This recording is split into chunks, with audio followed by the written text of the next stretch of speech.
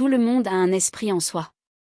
Les non-croyants ne peuvent pas fonctionner dans ce monde, car leur esprit est endormi et il leur est impossible de comprendre qu'ils ont un esprit en eux.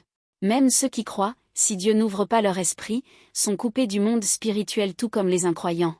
Tant que vous vivez sur cette terre, vous pouvez vaguement deviner en apprenant le monde spirituel grâce à vos connaissances bibliques, mais il est très difficile de bien le comprendre, car vous n'avez jamais fait l'expérience de ce monde par vous-même.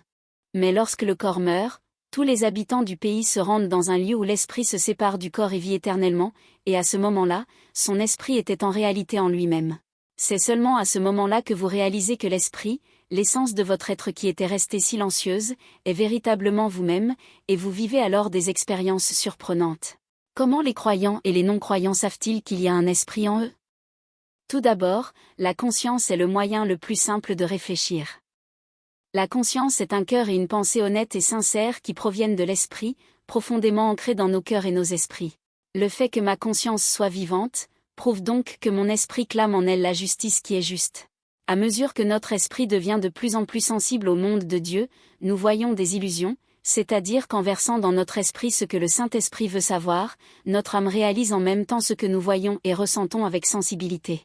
Plus l'intuition de notre âme se développe, plus nous voyons l'illusion en détail, ce qui est également la preuve que l'esprit existe en moi.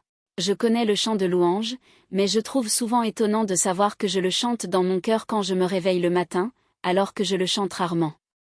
C'est une preuve décisive que l'esprit en moi loue Dieu, indépendamment de ma volonté, sous la conduite du Saint-Esprit.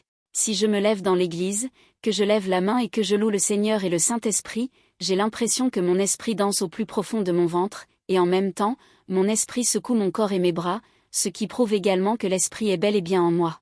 Lorsque j'entends une parole spirituelle imprégnée d'huile de la bouche d'un véritable pasteur, sa réalisation et sa grâce pénètrent profondément dans mon esprit à travers la lumière de Dieu, et une résonance se produit en moi. Il m'arrive souvent de ressentir un élan d'émotion et de joie qui jaillit du plus profond de mon être, ce qui prouve également que mon esprit est en moi et qu'il réagit.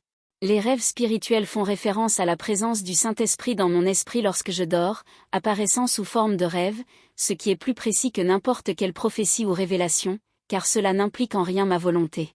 Par conséquent, même si mon corps s'endort, mon esprit ne dort pas à ce moment-là, mais continue d'être actif en moi. La personne qui cherche désespérément Dieu en vivant selon l'esprit, est une personne qui veut combler la faim de l'esprit, ce qui signifie que l'esprit de cette personne lutte pour vivre. Alors que nous vivons tous sur cette terre, c'est toi et moi qui devons rencontrer Dieu profondément en tant qu'esprit.